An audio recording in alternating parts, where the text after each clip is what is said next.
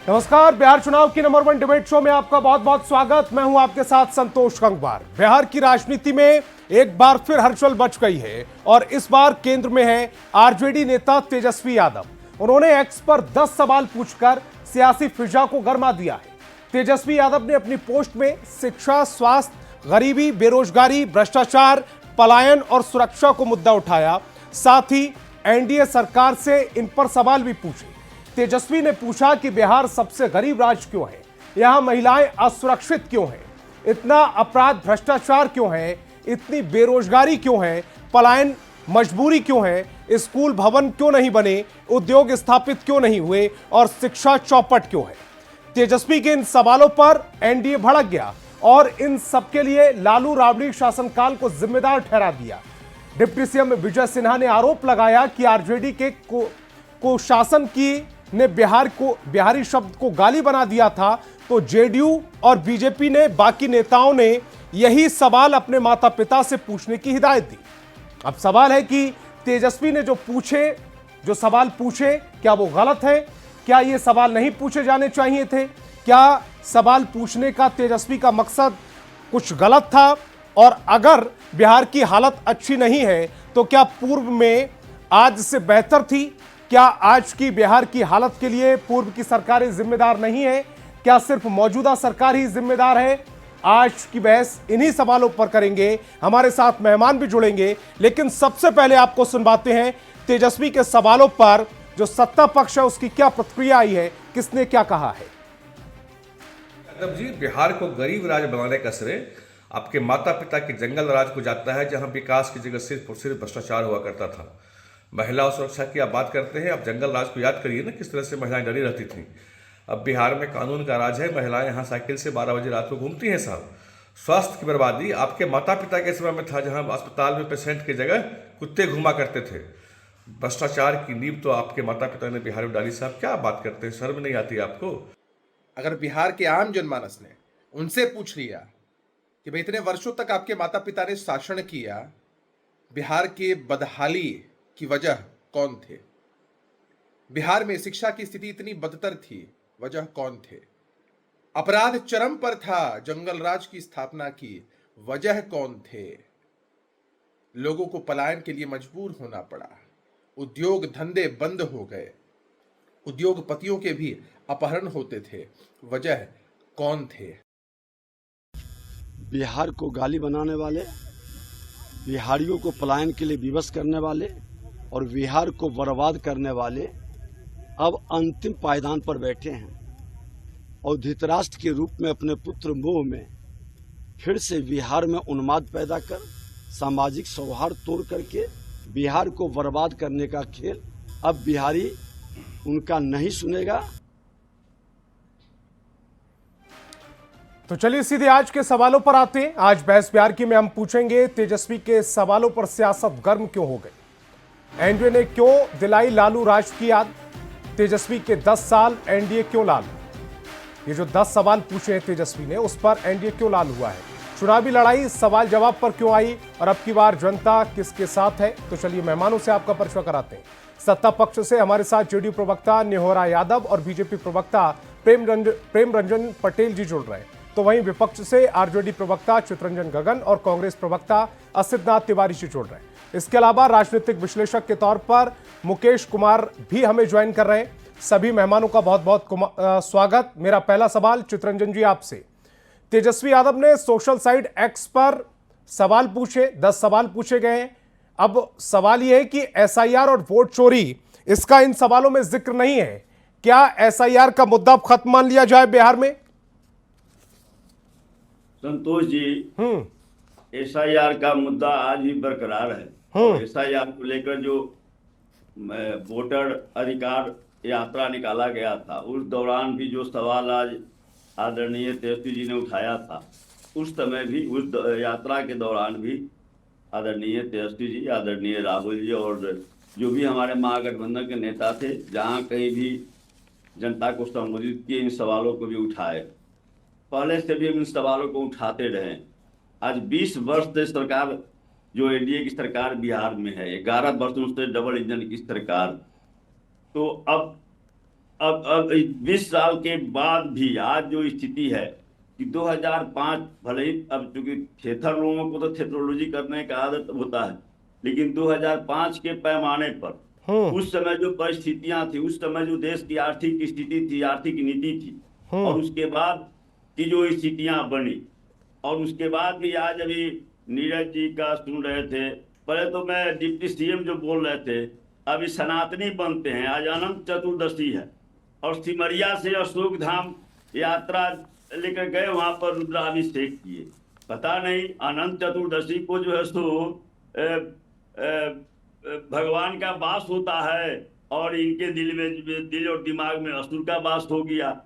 अब रुद्राभिषेक कर रहे हैं और उसके बाद जो है सो इस ढंग से सरासर जो है सो झूठ बोल रहे हैं, असुरों की भाषा बोल रहे हैं, डिप्टी सीएम हैं।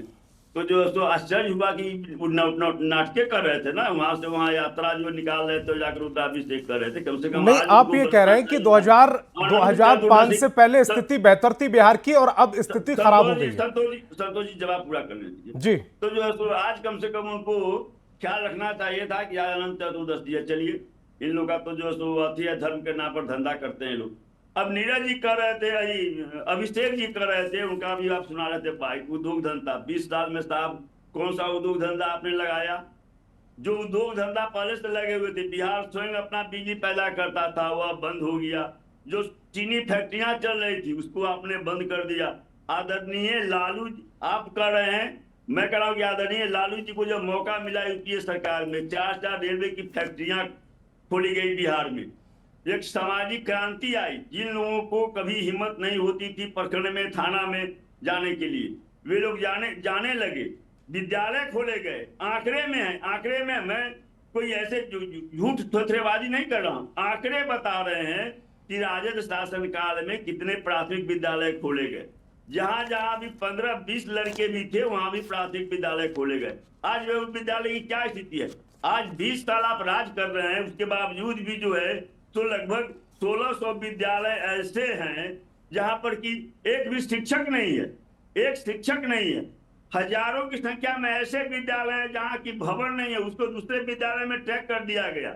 आज भी जो अस्पतालों की स्थिति देख रहे हैं, बड़े बड़े बिल्डिंग खड़ा कर दिए गए, क्योंकि उससे कमीशन खाना है। लेकिन उसी जगह अभी 2 दिन पहले पीएमसीएच में बाहर में 2 मरीज तड़प रहा था, पुलिस का नजर पड़ा, पुलिस को खबर हुई, जाकर एडमिट करवाया, एगो मर गया, एगो का इलाज चल रहा था, उसकी भी हालत खराब है। तो किस हर पैमाने पर आप पीछे हैं। पलायन जो है तो आपके केंद्र के सरकार कर रही है, पार्लियामेंट में 3 करोड़ का पलायन हो गया। हर पैमाने पर आप पीछे हैं। तो 20 साल से आप शासन कर रहे हैं और जो है तो 20 साल पहले की सरकार को आज भी आप जो है तो इसके लिए दोष दे रहे हैं, तो आप नाकामिल है।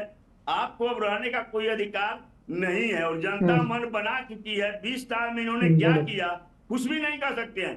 नया जिला खोले गए प्रशासनिक सुधार के लिए, आम लोग वहां पहुंचे, नए जिला खोले गए। किसके समय में? राजद शासन काल में। नए प्रखंड खोले गए, नए अंचल खोले गए, नए थाना खोले गए, 7 विश्वविद्यालय खोला गया इस बिहार में। 2 केंद्रीय यूनिवर्सिटी लाया गया यहाँ बिहार में, उसकी शाखाएं खोली गई। आपकी क्या उपलब्धि रही साहब? डबल इंजन की सरकार आप कहते हैं। आपकी सरकार जब केंद्र में थी, एनडीए की सरकार थी, बिहार का वाजिब हक आपने नहीं दिया था। वाजिब हक भी आपने नहीं दिया था जब यहाँ पर राजद की सरकार थी और केंद्र में एनडीए की सरकार थी। और उसके बाद भी जो विकास हुआ उस समय, मैंने कहा कि उस समय की परिस्थिति और आज चितरंजन जी, उस समय आपके समय पर विकास रेट क्या था? जो विकास दर थी वो क्या थी?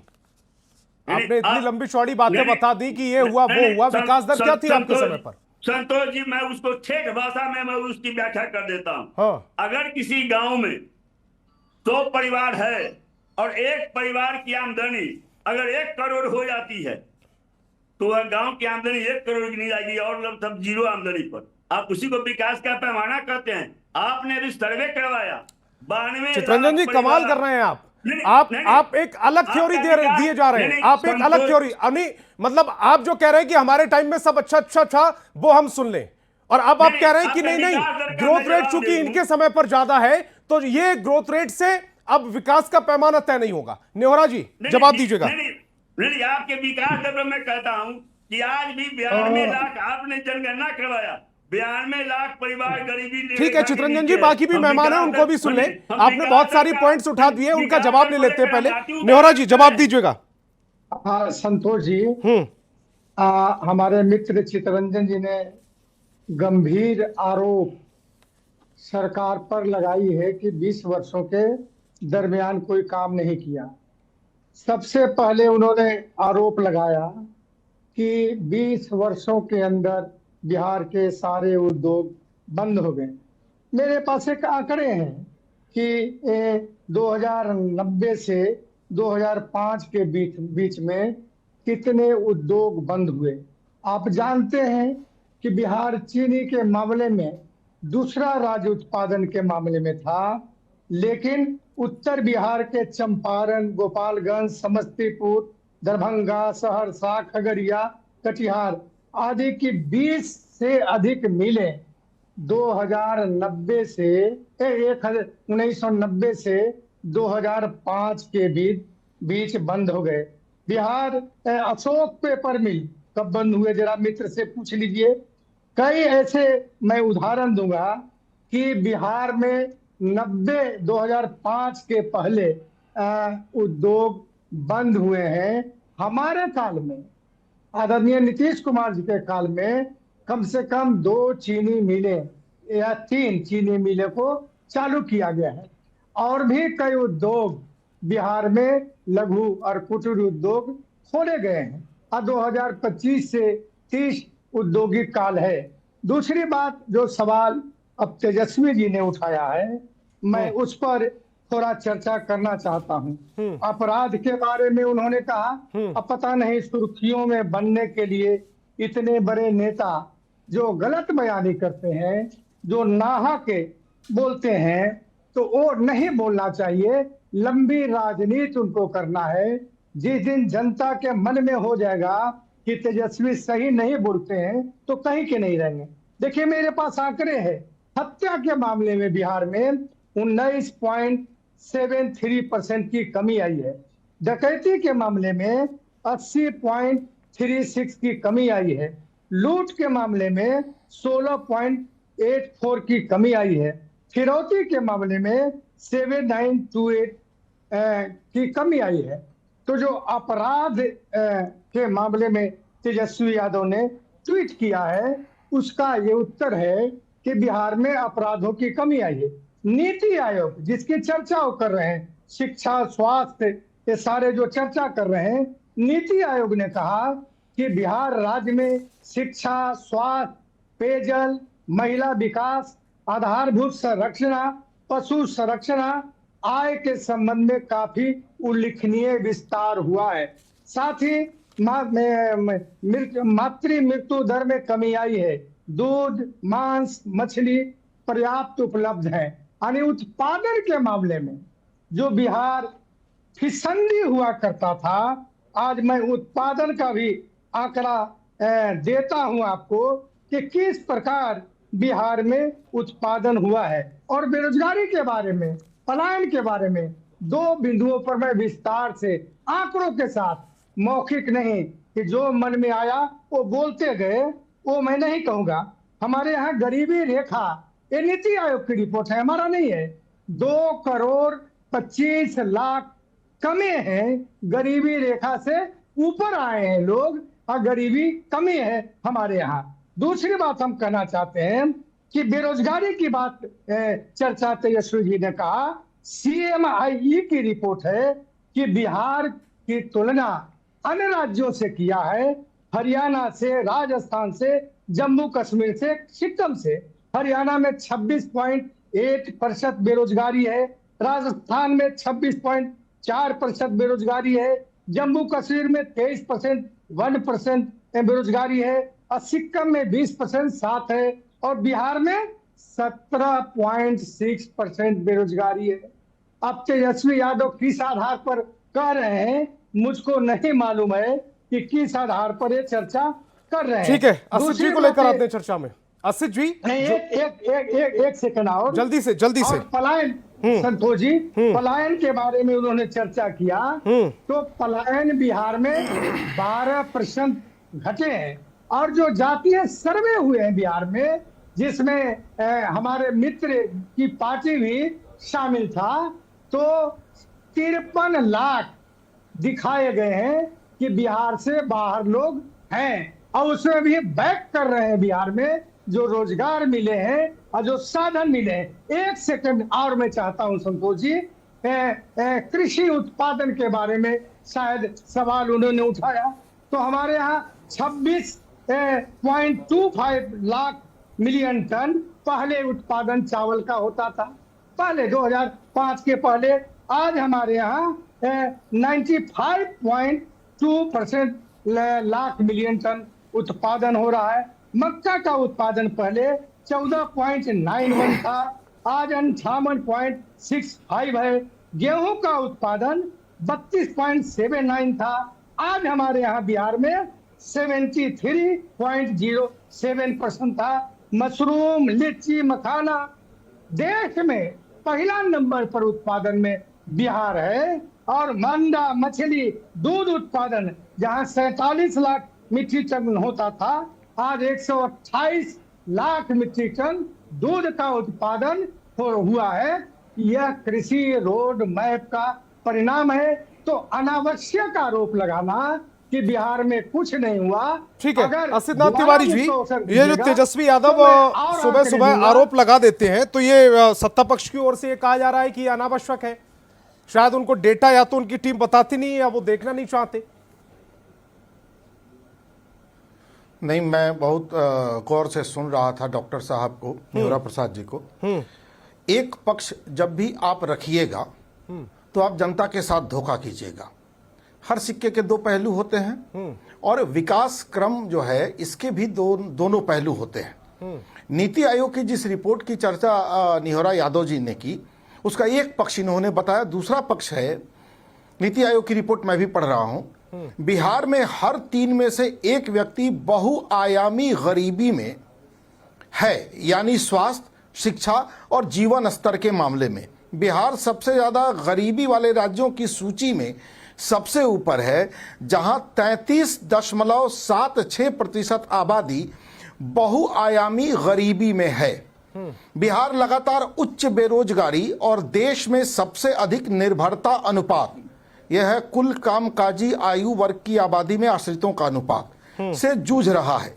आवधिक श्रम बल सर्वेक्षण के अनुसार अखिल भारतीय औसत 3.2% बेरोजगारी दर के मुकाबले बिहार ने 3.9% बेरोजगारी दर दर्ज की है। देखिए, बहुत लंबा आर्टिकल है, पढ़ूंगा तो बहुत समय आपका चला जाएगा।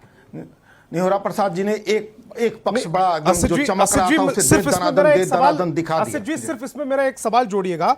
ये जो आप बता रहे हैं कि इस समय 33% आबादी गरीबी रेखा के नीचे रह रही है, जो अभी आपने आर्टिकल में कोट किया है, मेरे पास भी आंकड़ा है, ये 2019 से 21 का जो डेटा है नीति आयोग का, उसके आधार पर आप बता रहे हैं।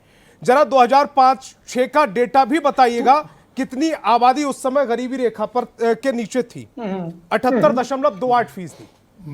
अगर 78.28% से 19-21 में घटकर ये 33.76% रह जाती है, 22-23 में घटकर 26.59% रह जाती है, 2025 में अनुमानित 23.3% रह जाती है, तो इस पर काम तो हो रहा है।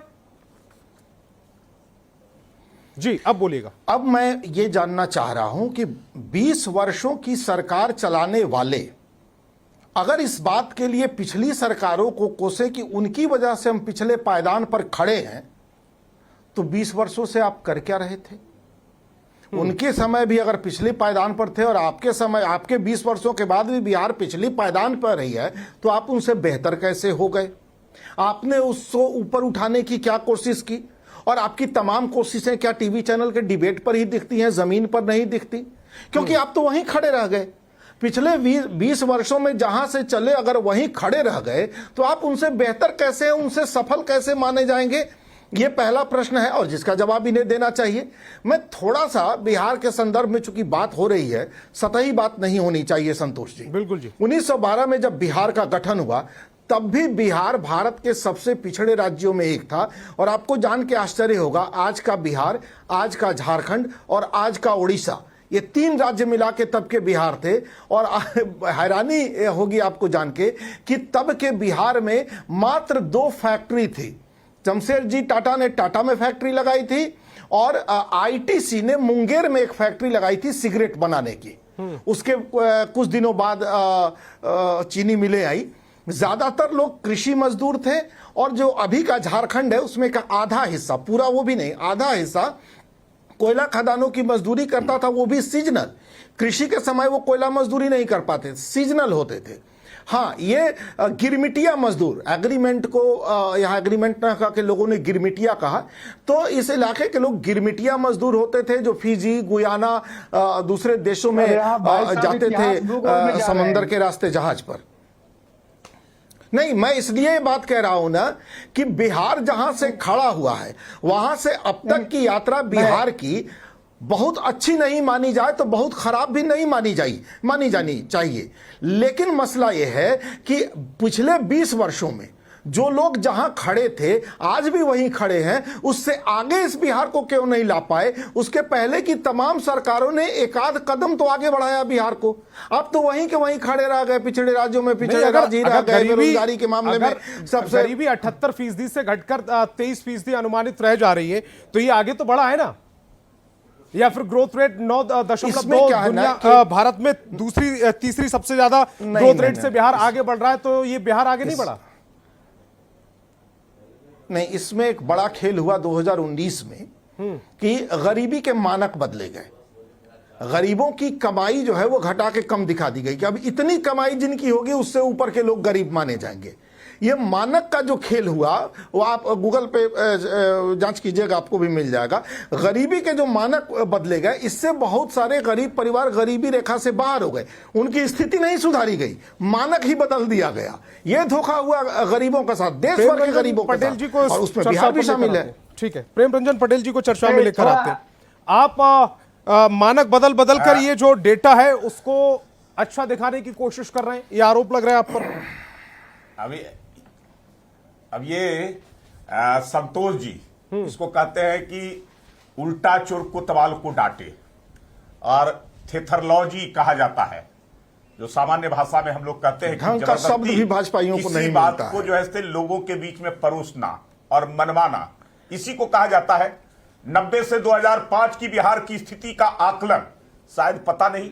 अब इनके नेता जो जिनके नेतृत्व में ये लोग बिहार में काम कर रहे हैं वो 9वीं फेल है, और जिनके नेतृत्व में देश चल रहा है वो चौथी फेल है। जो है किल्लों को बना करके उनको जो है दे देते हैं सवाल पूछने के लिए, आंकड़े तैयार करने के लिए, कर करके बता देते हैं।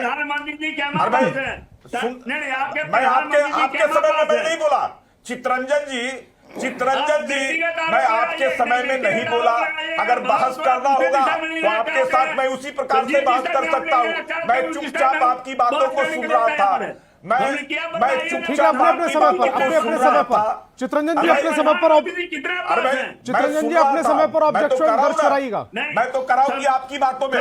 अगर बहस नहीं कर रहा है तो आप थेथरलॉजी, मेरे पास बाकी भी मेहमान है, आपस में उलझने में समय खराब होगा। परोसना, जबरदस्ती बात मनवाना ये नहीं चलेगा। जबरदस्ती जो है बिहार की जनता जबरदस्ती पर नहीं उतरने वाली है। 90 से 2005 जबरदस्ती कर लिए, वोट लूट लिए, टॉपिक पर प्रेम रंजन जी, टॉपिक पर सत्ता पर काबिल हो गए। अब वो नहीं होने वाला है। मैं वही कह रहा था, 90 से 2005 बिहार की क्या स्थिति थी किसी से छुपी नहीं है। बिहार का बजट, अरे सुन तो लीजिए ना, सुन तो लीजिए अरे भाई सुन तो लीजिए ना। शर्म आपको लोगों को नहीं आ रहा है, जबरदस्ती बोल रहे हैं। शर्म आता तो जो है आप सवाल करते, पहले आप जो है 90 से 2005 की स्थितियों का आकलन करते और जाकर के। मेरा समय जाया हो रहा है, मुझे अपने मेहमान की तरफ जाना पड़ेगा। अपने अपने समय पर बात को रखिएगा तो ठीक है। चितरंजन जी की आवाज को जरा डाउन कर दीजिएगा। प्रेम रंजन जी अपनी बात जल्दी से रखिएगा। अगर हाँ, मैंने कहा कि 2005 में इस राज्य का बजट 23,000 करोड़ रुपए का था।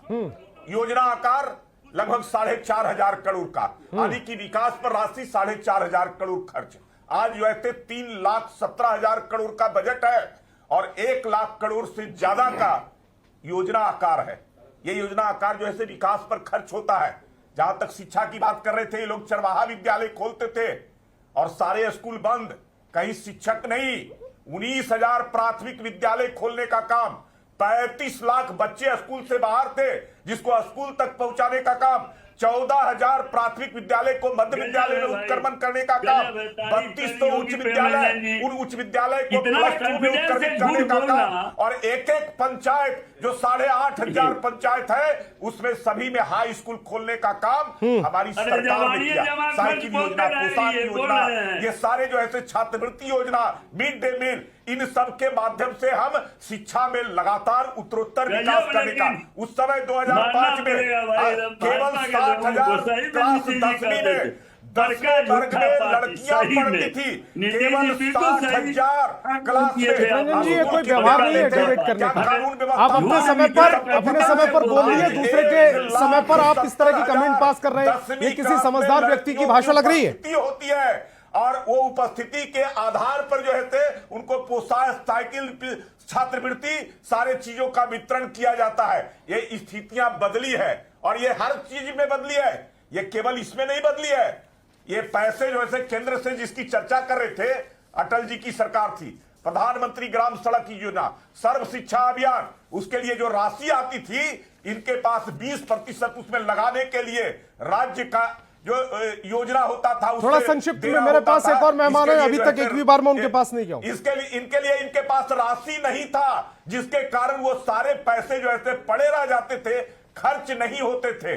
आज जो है कमी नहीं है, आज अतिरिक्त राशि जो है हम, ठीक है, मुकेश जी को स्क्रीन पर लेकर आए, लेते हैं और मुकेश जी, जो ये परिवर्तन तेजस्वी यादव ने सवाल पूछे हैं, उन्होंने गरीबी का जिक्र किया, महिलाओं की असुरक्षा का जिक्र किया, स्वास्थ्य व्यवस्था का जिक्र किया, अपराध का जिक्र किया, भ्रष्टाचार का जिक्र किया, बेरोजगारी, पलायन की मजबूरी, स्कूल भवन, उद्योग धंधे क्यों स्थापित नहीं हुए, शिक्षा व्यवस्था चौपट क्यों है, ये वो तमाम सवाल पूछे गए हैं। और क्या 2005 के बाद कुछ भी ऐसा पॉजिटिव नजर नहीं आ रहा है बिहार में? क्या स्थिति आज भी जस की तस बनी हुई है? संतोष जी, जब राज्य और राज्य में चुनाव होने वाला होता है तो पक्ष विपक्ष दोनों जो है वो अपने हिसाब से मैदान में, अखाड़े में आके तरह तरह के वस्तु स्थिति को रखते हैं और जनता को दर्शाते हैं कि हम उनके लिए सब श्रेष्ठ हैं। जब विपक्ष के नेता प्रश्न पूछ रहे हैं और बिहार की जनता के लिए प्रश्न पूछ रहे हैं तो ये अच्छी बात है और ये प्रश्न पूछे जाने चाहिए, क्योंकि राज्य की जनता बड़ी है और उसका बड़ा वर्ग जो है वो कहीं ना कहीं गरीबी में है, उसका बड़ा वर्ग कहीं ना कहीं शिक्षा से वंचित है, उसका बड़ा वर्ग जो है वो कहीं ना कहीं स्वास्थ्य से वंचित है। लेकिन अगर आप सभी आंकड़ों को अपने हिसाब से, अपने नज़रिए से, अपने दृष्टिकोण से पेश करेंगे तो राज्य का दूसरा जो पक्ष है, जहां विकास भी हुआ है, जहां विकास की उदाहरण के रूप में आधारभूत संरचना का अभूतपूर्व विकास बिहार में हुआ, जिसकी परिकल्पना नहीं कर सकते थे। कोई भी बिहार में जाता है और उन संरचनाओं को देखता है तो सचमुच उसके लिए वो सरकार को साधुवाद देता है। दूसरी तरफ अगर आप पर्यटन की सुविधाओं को देखेंगे या उसकी संरचनाओं को देखेंगे, उसमें बेहतर परिणाम देखने के लिए बिहार में मिल रहा है। साथ साथ कई दूसरे औद्योगिक क्षेत्रों में, जैसे उदाहरण के लिए हॉर्टिकल्चर में काफ़ी जोर दिया जा रहा है, उसके परिणाम भी आएंगे और देर सवेर आएंगे। तो दोनों स्थिति है, ऐसा नहीं है कि विकास पूरी तरह लोगों तक पहुंच गया है और विकास के दर से बिहार बहुत आगे बढ़ गया है। दूसरी तरफ ऐसा भी नहीं है कि आप जो है विकास ऐसा कर दिया आपने कि सारी चीज़ें आ गई।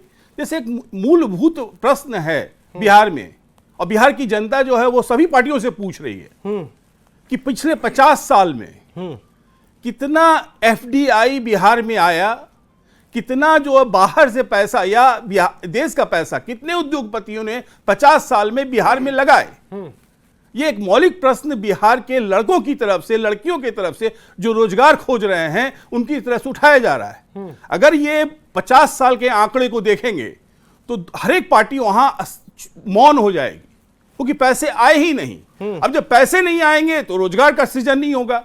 आप 50 साल के पूर्व की स्थिति को देख लीजिए, कर्नाटक को देख लीजिए, तेलंगाना को देख लीजिए, आंध्र प्रदेश को देख लीजिए, गुजरात को देख लीजिए और बिहार को देखिए। 50 साल पहले, 50 साल पहले बिहार में फैक्ट्रियां थीं, चाहे वो बेगूसराय में फैक्ट्रियां हों, चाहे वो चीनी मिलें हों, चाहे वो आईटीसी की फैक्ट्री हो, चाहे वो बाटा की फैक्ट्री, तमाम फैक्ट्री थी, जूट की फैक्ट्रियां थी, बड़े उद्योग धंधे जो हैं वो कॉटन में थे, टेक्सटाइल्स में थे, और वो सारी जो फैक्ट्रियां हैं वो विलुप्त होती गई। कारण जो भी हो, ये राजनीतिक दलों के और उनके लोगों का किसके तरफ से क्या हुआ, किसके तरफ से गलती हुई, अपनी जगह पे है।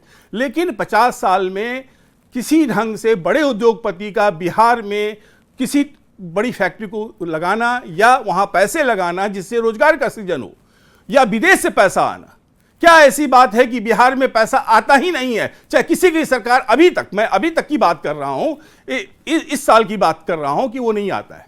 दूसरी बात है, आपके यहां 14 करोड़ की आबादी है और एक्सपोर्ट ही नहीं है इस स्टेट का। ऐसा क्या कारण है कि आपके यहां कोई एक्सपोर्ट नहीं है? आपके किसी भी राज्य में चले जाइए देश के, वहां कुछ ना कुछ एक्सपोर्ट है।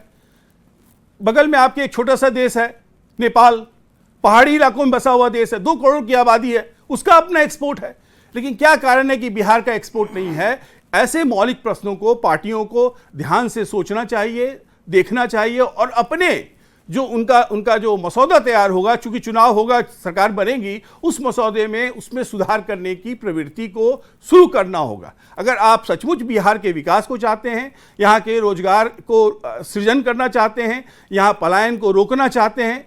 अब एक और मैं छोटा सा उदाहरण देना चाहता हूं। आपके पास बैंकिंग सिस्टम है, बैंक को प्रायोरिटी सेक्टर लोन देना है, सभी लोग सरकार में शामिल रहे, मैं पिछले 30 साल की बात कर रहा हूं, उसमें हर एक लोग शामिल हो। आप आंकड़ा उठा के देखेंगे संतोष जी, तो आपको ग्लानि होगी कि किसी साल भी 50% से ऊपर बैंक्स ने सारी कार्रवाई करने के बाद भी यहां के पैसे, बिहार के पैसे बिहार में लगाने से लोगों को मना कर दिया और उनके ऊपर कोई कार्रवाई नहीं हुई। दूसरे स्टेट का देखेंगे, आप कर्नाटक का ले लीजिए, आप तेलंगाना का ले लीजिए, आप चेन्नई का ले लीजिए, सबके 70, 80, 90, 100% है। लेकिन बिहार में आने के बाद 30, 35, 40 तक पहुंचते पहुंचते वो दम तोड़ देता। अगर ये पैसे सरकार अपने पैसे अपने लोगों के लिए नहीं लगाएगी, क्या होगा? आप तीसरा में आप स्टूडेंट लोन की बात करते हैं, जिसमें लड़कियों को, गरीब लड़कियों को लोन मिल सकता है, आगे पढ़ सकती हैं, बड़ी शिक्षा के लिए जा सकती हैं, उच्च शिक्षा के लिए जा सकती है। आप स्टूडेंट क्रेडिट का आंकड़ा उठा के देख लीजिए, वो आंकड़ा देखने लायक नहीं है, इतना बुरा रूप है उसका। तो ये मौलिक प्रश्न बिहार की जनता के हैं, इनको सभी लोगों को समझना चाहिए। और प्रश्न पूछने की जहां तक बात है, प्रश्न पूछने दीजिए। प्रश्न पूछने से चीजें सामने में आएंगी, वो अच्छी बातें ही आएंगी। किसके लिए अच्छा होगा, किसके लिए बुरा होगा, जनता उसको तय करे। नेहरा जी जवाब दीजिएगा। मैं मुकेश जी से सहमत हूं कि यदि विपक्ष प्रश्न पूछता है तो सत्ता पक्ष सतर्क होता है, यही डेमोक्रेसी का नियम है। लेकिन प्रश्न वैसा भी नहीं पूछना चाहिए जो असत्य हो, तथ्य से परे हो। ऐसा प्रश्न जनता और डेमोक्रेसी के लिए घातक भी होता है। देखिए, एक हम लोग सबको ही जानते हैं कि घर का कोई लड़का अगर बीमार पड़ जाए लंबे समय तक और कमजोर हो जाए तो उसको ताकत देने में समय लगता ही है। बिहार इतना कमजोर हो गया था 2005 के पहले और 2090 के पहले भी। मैं इसलिए 2090 या 1990 की पहले की बात कर रहा हूं कि जिस समय जो उड़ीसा और बंगाल और बिहार की चर्चा भाई आशीष नाथ तिवारी जी ने किया, उस समय इनकी ही सरकार थी केंद्र में। अगर बिहार के साथ पक्षपात रवैया नहीं होता, देश तो आजाद 1947 में हुआ। जरा सुना जाए, जब भी हो, हमको नहीं है आशीष जी, हो सकता है कि हम गलत हो, जब भी हो, हम नहीं हम कहते कि पूर्ण रूपेण हम सही हैं। लेकिन जिस समय भारा समानीकरण नीति अपनाया कांग्रेस ने, अगर सबसे अधिक नुकसान हुआ तो बिहार के हुआ। अगर यह नीति कांग्रेस की सरकार नहीं अपनाई होती तो शायद उद्योग के मामले में, आर्थिक मजबूती के मामले में बिहार महाराष्ट्र होता और अन्य जो विकसित राज्य है वह होता। इसलिए दोस्तों मैं कांग्रेस को ही दूंगा कि आप बिहार को उपेक्षा किया और बिहार इसके चलते पीछे गया। 90 से 2005 का वही हालत हुआ। भाई आप ही 20 साल एक नीति भी- अपना लेते। 90 से 2005 के बीच वही स्थिति हुई। हमने काम करके दिखाया है।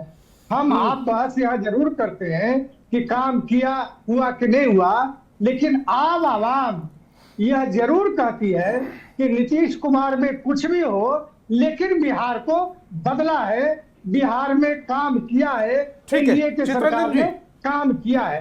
इसी इसलिए पॉइंट पर चित्ररंजन जी। आंकड़े हमारे पास है, उद्योग का भी आंकड़े हैं कि बिहार में मंझौले और छोटे उद्योग जी, कितने लगे हैं, यह भी मेरे पास निहोरा आंकड़े भाई, हैं। निहोरा भाई हो गए हम्म संतोष जी। अब देखिए, निहोरा भाई हमारे पुराने मित्र हैं, बस हो गए। बोल रहे थे तब भीतर से इनका दिल अलाउ नहीं कर रहा था, मजबूरी उनकी हम भी समझ रहे हैं, सब लोग आई समझ देखिए, रहे हैं। आई देखिए इनका। प्रेम आप रंजन जानते पटेल हैं जी भी निहोरा पुराने, यादव को ना? देखिए संतोष जी, प्रेम रंजन पटेल जी भी हमारे पुराने मित्र हैं, लेकिन वो तो जहाँ पर जो संस्कार उनको मिला है वो तो झूठ बोलने का, वहाँ आप पर भी तो मित्र नीतीश हैं, जी इसलिए कहते तो कह रहे थे, हैं कि आप नीतीश इतना जी झूठ बड़का क्यों बोलते झूठा हैं? पार्टी। आप तो अच्छे आदमी उनको थे, काफी गलत अनुभव है नीतीश जी संदर्भ को, पे साथ क्यों चले करते गए? रहते उन्होंने, तो केवल झूठ ही बोले। निहोरा अरे जी जो कहाँ कह रहे थे, फंसे हैं आपने दूसरी उसका जगह? जवाब दिया कि मैं चित्ररंजन कुछ भाई। बातों को नहीं नहीं, अब सुन लीजिए, चित्ररंजन जी अच्छे आदमी राजनीतिक थे, गलत विश्लेषक संगत के में रूप पढ़ में जो करके साथी झूठ आए बोलने हैं, लगे। मैं उनके बात से काफी हद तक सहमत हूँ। सवाल है कि निहोरा जी ने कहा कि ये सवाल कैसा पूछना चाहिए। भाई सवाल, कौन सा सवाल पर आपको आपत्ति है? और पहली बात, जब इतिहास की बात कर रहे थे तो 1990 में जब बिहार में राजद की सरकार बनी, लालू जी मुख्यमंत्री बने, उस समय देश की आर्थिक स्थिति क्या थी यह किसी छुपा हुआ नहीं है। गिरवी रखना पड़ा था जो 1962 में जो स्वर्ण आभूषण हमारे माँ बहनों ने देश की रक्षा खातिर दिया था, उसको गिरवी रखना पड़ा था। यह स्थिति देश की हो गई। तो जब उसके नरसिंह लिए राव जी जिम्मेदार कौन था? प्रधानमंत्री बने जी, उस स्थिति के लिए जिम्मेदार कौन था? जेडीयू? नहीं, वो उस स्थिति के लिए आप किसी सरकार को जिम्मेवार नहीं बता सकते हैं। तो आपको यह भी कहना पड़ेगा कि इस देश में माने अन्न के लिए दूसरे देशों पर निर्भर रहना पड़ता था, खाने के लिए अन्न नहीं था। लेकिन स्थितियां बदली, यहाँ पर सुई नहीं बनता था, लेकिन हवाई जहाज से लेकर सारे उपकरण यहाँ बनने लगे। इसलिए वह बात नहीं आप कीजिए कि यहाँ 4 साल के लड़का को आप देख रहे हैं, 15 साल के बाद देखिए जवान हो गया, यह बात नहीं होता। आप 90 की बात बता रहे हैं तो 1950 से अगर मोटा मोटी ले लें तो 40 साल हो गए, नहीं हो गए? संतोष जी, 2005 में जब सरकार बनी नीतीश जी की और राजद की सरकार गई तो बजट में सरप्लस दिया गया था। बार बार लोग बजट की बात करते हैं, तो केंद्र के बजट से आप तुलनात्मक देख लीजिए। जिस रफ्तार में 1990 में केंद्र का बजट था 2005 में पहुंचा, उसी रफ्तार में बिहार का बजट भी पहुंचा। आज जो जिस आप बजट की चर्चा कर रहे हैं, तो जिस रफ्तार में केंद्र का बजट बढ़ा उसी रफ्तार में आपका बजट बढ़ा है, कोई उसमें उल्लेख नहीं हुआ है। आज आपका घाटा का बजट हो रहा है। लेकिन 2005 में जब आदरणीय राबड़ी जी मुख्यमंत्री थी तो सरप्लस बजट पेश हुआ था। इस बात को आप याद रखिए। प्रेम रंजन जी ने चर्चा किया ग्राम सड़क संपर्क योजना, सब शिक्षा अभियान। मैं उनको याद दिलाना चाहता हूं, जो जिसको लोग उपलब्धि मानते हैं नीतीश जी का, वह यूपीए सरकार की देन थी। जब आदरणीय मनमोहन सिंह जी प्रधानमंत्री थे, आदरणीय लालू जी, आदरणीय रघुवंश बाबू केंद्र में मंत्री थे, बिहार के सारे जिलों को बैकवर्ड रीजन ग्रांट फंड दिया गया। सारे जिलों को नियम से अलग जाकर दिया गया। फूड फॉर वर्क लागू किया गया। उसके बाद जो है तो आपको मनरेगा लागू किया गया। ग्राम संपर्क योजना जो कहते हैं प्रधानमंत्री, निश्चित रूप से वह अटल बिहारी वाजपेयी जी की सरकार के समय वह योजना लागू हुई थी। लेकिन मैं उस समय जिला परिषद का मेंबर था। उस समय इतना कठिन था बिहार में, पूरे बिहार में कितना मिलता था, एक जिला को 10 किलोमीटर 12 किलोमीटर।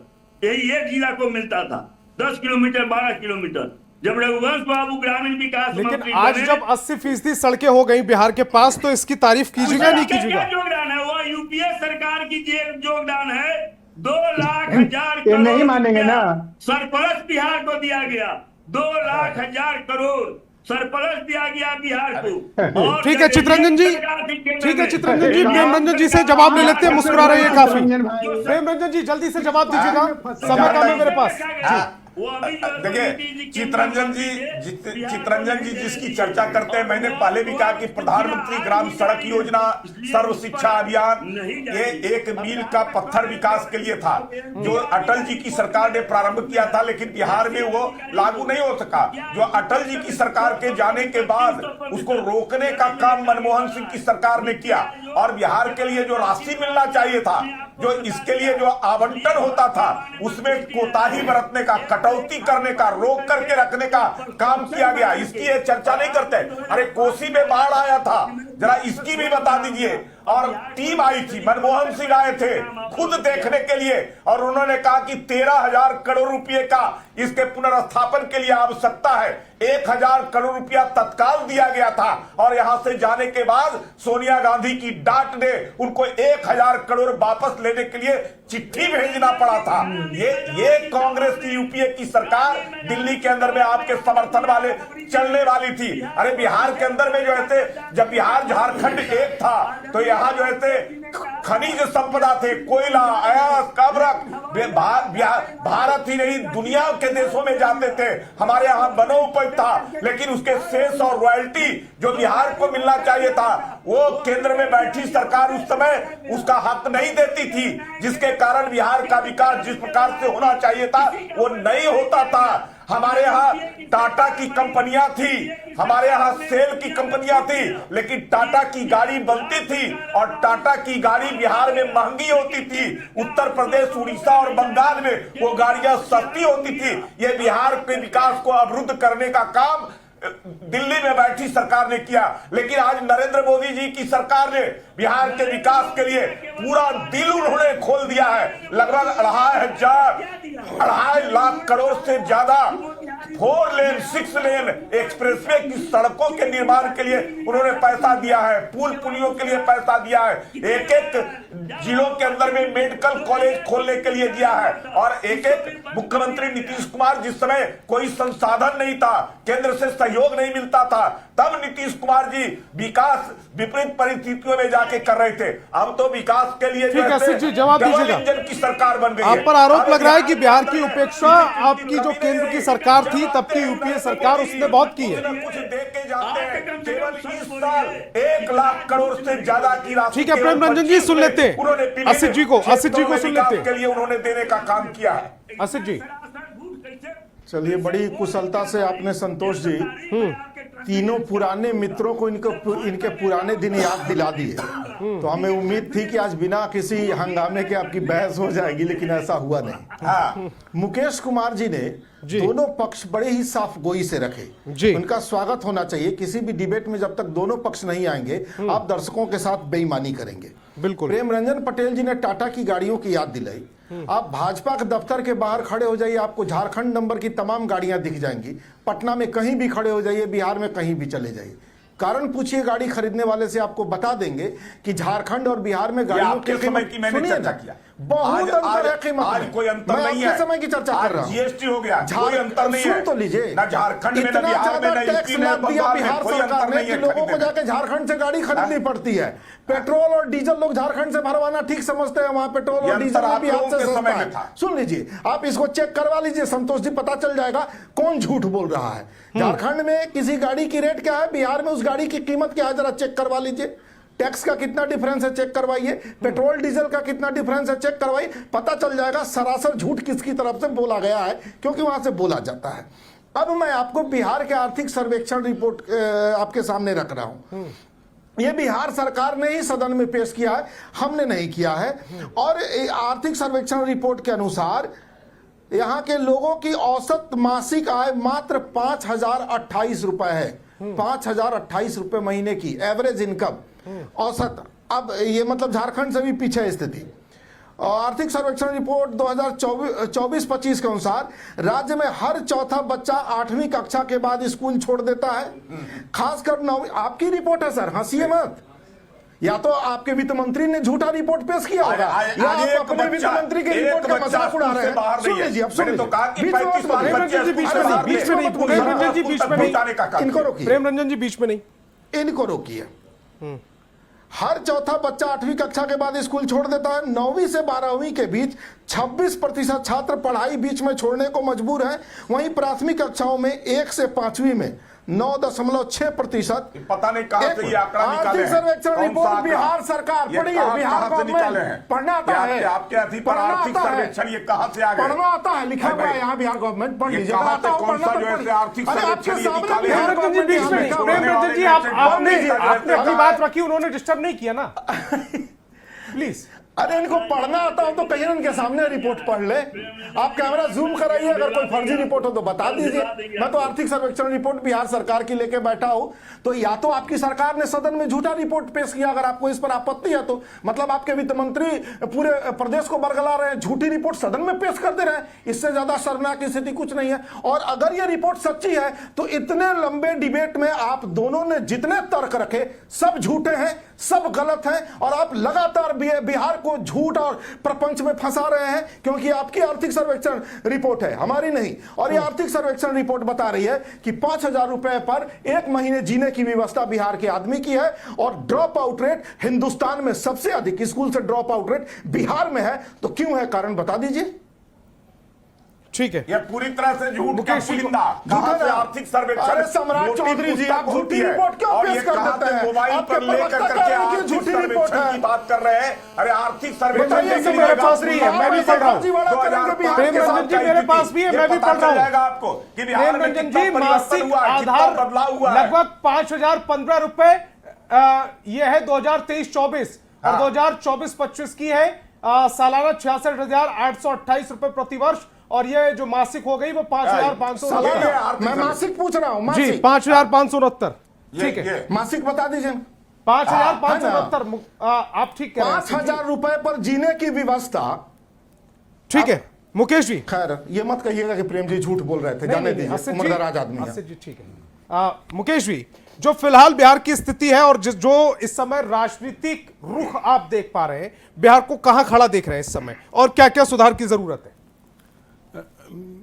सबसे महत्वपूर्ण विषय है कि जो बिहार का स्टेक होल्डर है आज के समय में, जो वोटर, सबसे बड़ा वोटर की आयु वर्ग भी जो है वो युवाओं की है। और अगर युवा हैं सबसे ज़्यादा बड़े वोटर, चाहे वो पुरुष हो या महिलाएं हो, युवा दोनों की मैं बात कर रहा हूँ, तो उनका भविष्य कहाँ जाएगा, पिछले 5 वर्ष पहले कहाँ था, 5 वर्ष में कहाँ है, और 5 वर्ष के बाद कहाँ जाएगा, इस बात का चिंतन पार्टियां करें, और उसको अपने कार्य, जो उनका मैनिफेस्टो आएगा उसको उसमें समाहित करें और उसके हिसाब से कार्रवाई करें। क्योंकि समाहित तो होता रहता है, हर एक बार मैनिफेस्टो बनता है और हर एक बार उसको बहुत अच्छा बनाया जाता है, लेकिन जब सत्ता में आते हैं तो कार्रवाई नहीं होती है, जिसका कि उल्लेख बार बार किया जाता है। सबसे महत्वपूर्ण विषय यह है कि इन नौजवानों के लिए, इन नवयुवतियों के लिए रोजगार का सृजन होना सबसे बड़ी प्राथमिकता बिहार की है। क्योंकि गांव-गांव अगर आप चले जाएंगे तो सबसे बड़ा जो पहलू दिखाई पड़ रहा है, जो शहरों के लोगों को नहीं समझ में आ रहा है, गांव में बच्चे नहीं हैं। पलायन की समस्या ने बिहार को इतनी बुरी तरह जर्जर कर दिया है कि किसी गांव में भी चले जाइएगा तो वहां वो नहीं है। दूसरी चीज आप देखिएगा कि महिलाओं के पास फोन है लेकिन वो कॉल नहीं कर सकती हैं, मिस कॉल का कल्चर होता है। अब इस मिस कॉल का कल्चर बड़ा अजीब है। आप तीसरी चीज देखेंगे कि वाईफाई कहीं नहीं है पूरे बिहार में। ये केंद्र सरकार की जिम्मेवारी है, ये राज्य सरकार की जिम्मेवारी है कि जहां भी पब्लिक प्लेसेस हैं वहां वाईफाई लगना चाहिए और उसका प्रयोग बच्चे कर सकते हो, पढ़ाई के लिए कर सकते हो, दूसरे काम के लिए कर सकते हैं। लेकिन यह बिहार में वाईफाई, ये किसी भी कोई भी आदमी उसको देख सकता है, महसूस कर सकता है, चाहे पटना में हो, चाहे बीटा में हो, चाहे आप किसी और गांव, आगे के गांव में चले जाइए। तो वहां जो सार्वजनिक स्थल है, मैं घर की बात नहीं कर रहा हूं, सार्वजनिक स्थल, स्कूल हैं, कॉलेजेस हैं, पुस्तकालय हैं और सार्वजनिक स्थल हैं, वहां पे वाईफाई की व्यवस्था करने की बात की गई थी। ये पब्लिक पॉलिसी है, ये गवर्नमेंट की पॉलिसीज रही है, पिछले कई दशकों से रही है, लेकिन आज बिहार में आप देखेंगे तो नहीं है। उसका परिणाम क्या हुआ? तो मिस कल्चर जो है उसका परिणाम हुआ। ये अपने पति को, भाई को, पति को, परिवार के लोगों को ये महिलाएं मिस कॉल करती हैं, वो कॉल करते हैं तो बात होती है। जिस जगह पे अर्थव्यवस्था की ऐसी परिस्थितियां हैं, जिस जगह पे एक बैंक में आप जाएंगे, किसी के पटना में किसी बड़े बैंक के ऑफिस में चले जाए, उनके रीजनल ऑफिस में चले जाए, और उसमें देखिए कितने आप एसी लगे हुए हैं, और अगर वो एसी लगे हैं तो कितना बिल दे रहे हैं। और दूसरी तरफ आप देखिए कि कितना जो है अपने इलाके में उनका बैंक डिसबर्स कर रहा है गरीबों के लिए, किसानों के लिए। तो आप अब एक अजीब स्थिति दिखाई पड़ रही है।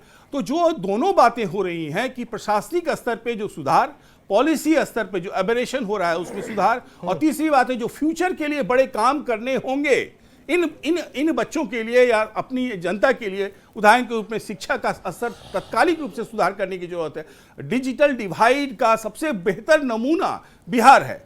आप तो एजुकेशन की बात कर रहे हैं, लेकिन आप तो एजुकेशन की कहां बात कर रहे हैं? दुनिया आप एजुकेशन को तो नहीं देख रही है, वो तो डिजिटल एजुकेशन को देख रही है। तो डिजिटल एजुकेशन के परिप्रेक्ष्य में अगर बिहार का आंकलन करेंगे, ये सभी लोग मोबाइल फोन रखे हैं, जितने बड़े लोग हैं उनके पास आईफोन है जी, लेकिन ये थोड़ा संक्षिप्त में मेरे पास समय कम। जी, किसी हिसाब से इसको करना होगा। दूसरा, स्वास्थ्य के स्तर पे बड़ा सुधार करने की बिहार को जरूरत है, बिहार के राजनीतिक दलों को जरूरत है। या जो भी मेरे सत्ता पास समय की कमी है, इस डिबेट को यही रोकना पड़ेगा। तमाम मेहमान मेरे साथ जुड़े, आपका बहुत बहुत शुक्रिया, और बहस चुनाव की मैं फिलहाल